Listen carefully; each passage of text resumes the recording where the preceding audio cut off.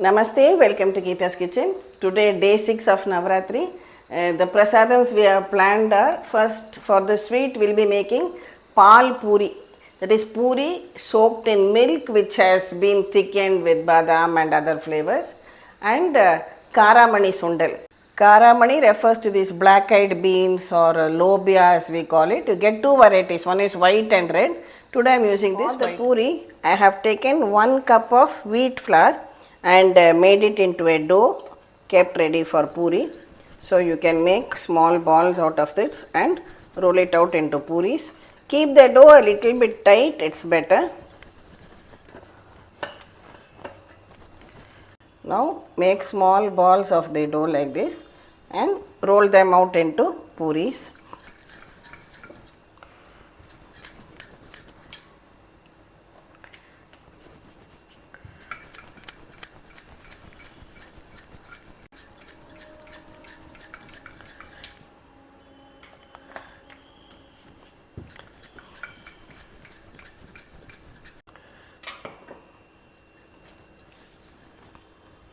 I have kept some oil for heating. Now deep fry these Pooris one by one till they puff up nicely.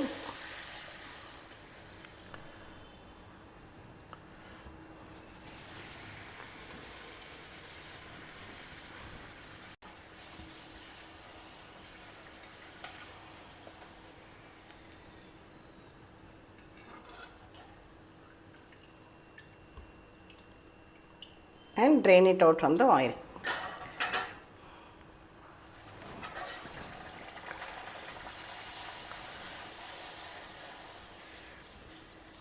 See that the oil is nice and hot when you drop the Pooris.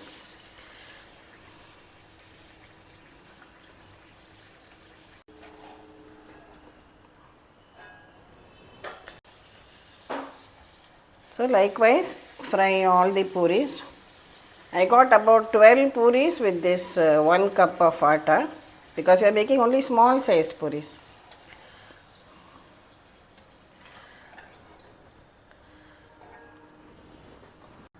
Here I have taken 1 liter of milk for boiling. So while it is boiling, this is about a handful, that is about 2 tablespoons of almonds or badam. I soaked it in hot water and removed the peel. So take it in your blender jar and add a little bit of milk to it and make it a paste. Meanwhile, while the milk is boiling, if you like, you can just fold the Pooris like this and secure it with a clove.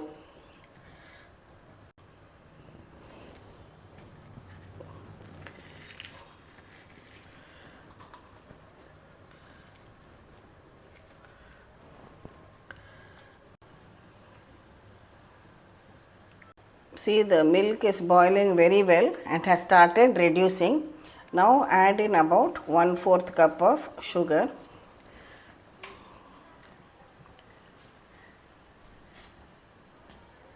Continue boiling till it reduces more and comes to a slightly thick consistency. From time to time, keep scraping from the sides and also stir well at the base so that the milk does not get burnt. Just wait a little longer till it thickens a little bit more.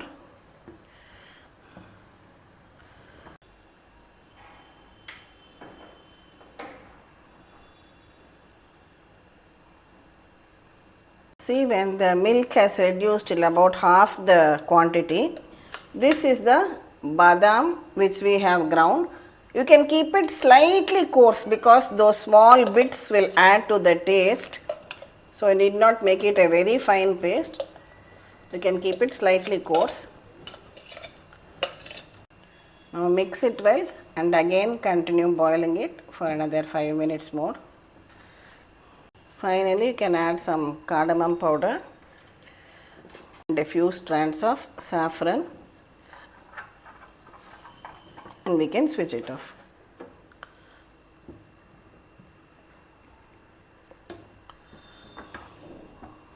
Now allow this to cool well. Before serving, just before serving, add this boiled milk, flavored milk with badam onto this puri and serve it. So I'll just leave it aside. See, the badam milk has also cooled well now. This should be the consistency.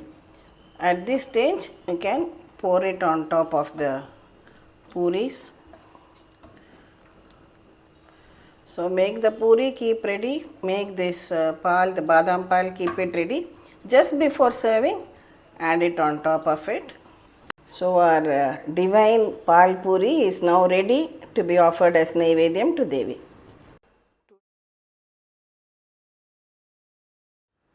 For the Sundal, I had soaked this Karamani overnight. Half a cup I had soaked overnight.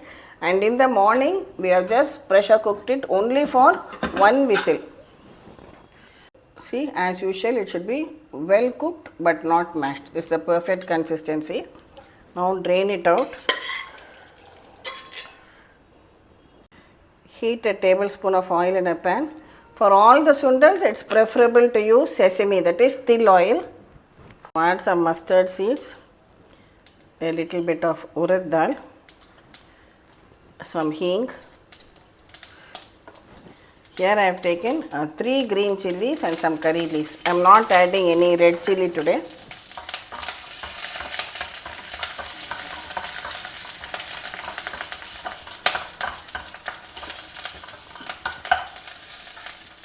Add this boiled and drained Karamani, lobia, black-eyed peas or cow peas as they call it. As usual, I have added a little bit salt while cooking and remaining salt now.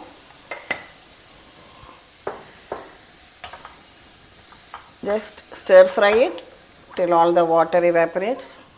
Now we can switch this off and finally add some fresh grated coconut on top.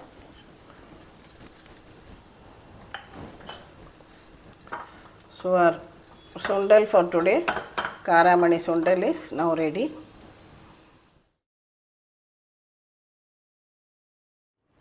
Today we offer this Naivedyam to Devi in the form of Katyayani.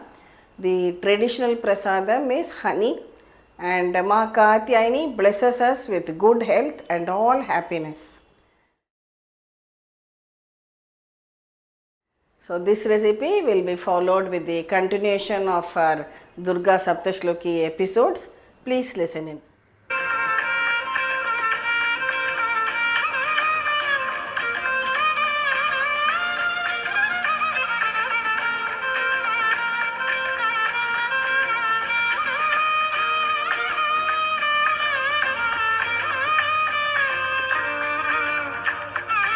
Namaste, welcome to Geeta's Kitchen. Today we will see the next shloka from the Durga Saptashloki.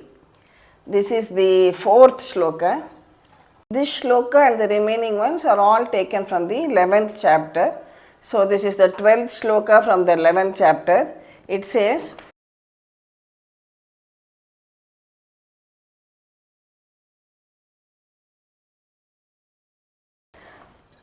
saranägatadinartaparitranaparayané sarvasyartihare devi narayani namosute. Very simple 2-line shloka. Saranägatadinarta. So she is the refuge of whom? Of all the people who are helpless, who are poor, who are suffering in some way or the other, who are distressed, who are sick. She is the refuge of all of them. Paritranaparayané sarvasyartihare devi. She removes this distress, she removes this pain, she removes the suffering of all those who surrender to her. Sarvasyartihare devi narayani namostute. My salutations to Narayani, that Devi, who is the remover of all distress and suffering of all beings. The shloka starts with Sharanagata. Sharanagata means offering surrender, that is, we surrender ourselves. How should we surrender? Completely surrender. By surrendering, is there any benefit to Devi? No, not at all. By surrendering to Devi, it is we ourselves who are benefited, because whenever we face any problem, whether it is a health issue or some other, whatever life has so many challenges, so many issues people face, if you just keep on repeatedly thinking about the problem, brooding over it, worrying about it, worrying is not going to help you at all. It is not going to give you a solution. But the minute we surrender to Devi, meaning of surrender is you say, Devi, you are the only refuge for me, you are the only person to help me out of this, please bring me out of this problem.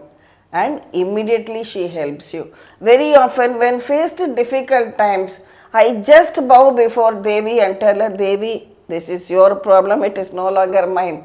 You please remove the problem from my life and bring me happiness once again. And let me assure you, every time she has come to our prayers, answered our prayers and blessed us. So that is the meaning of Sharanagati, total surrender. When you start thinking about the solutions and stop thinking about the problem. When you surrender, you no longer waste your time worrying about the problem repeatedly, what has happened, what do I do, how do I do, and things like that. Once you surrender, you stop worrying about the problem, and then Devi helps you to think about different solutions to the problem. So let us just repeat this shloka. Saranägatadinartaparitranaparayané sarvasyartihare devi narayani namostute. Now in continuation of yesterday's episode, we have seen that the messenger Sugriva, messenger of Shumbasura, he had asked Devi to come along with him for a marriage proposal to Shumba, but Devi refuses, saying that your king must come and fight with me. Sugriva gets very angry when he sees that she is firm in her resolve, and he comes back in a great rage and tells his king, Shumba, see, this Devi is not listening to me at all, this is what she has said, and he reports the message. Now Shumbasura gets a little bit angry too. Then he says, okay, this time I will send my minister. His name is Dhumralochana. And they see, just as today they have, chemical warfare and putting smoke screens, all, Dhumralochana was very, very intelligent in his kind of warfare. So he sends Dhumralochana and he tells him, see, Dhumralochana, first you talk to her with a lot of diplomacy. Talk to her kindly. Tell her about our great power. Tell her about our wealth and everything. Tell everything about us to her. And if then still she does not listen, tell her that you will punish her. So Dhumralochana goes very happily. He thinks, what is this after all? Such a simple a task I have been given. Let me go and meet this Devi. So he goes there and he tries to tell her about the great wealth of Shumba and Nishumba and what all they have achieved and what all they have got from the Devas and everything, and he repeats whatever Sugriva has said. But Devi says, no, I have already told this to Sugriva, I cannot change. So then he feels, hey Devi, why so much of ego in you? Why don't you listen to me? Now, if you are not going to listen to me the way I have told you, Shumba has asked me to punish you. You better be ready for the punishment which is going to be meted out to you. Devi is not bothered. Then he flies in a rage and he comes to attack Devi, and Devi just says, So just by this kara of Devi, Dhumralochana is burnt to ashes. Then his army comes to attack with spears and swords.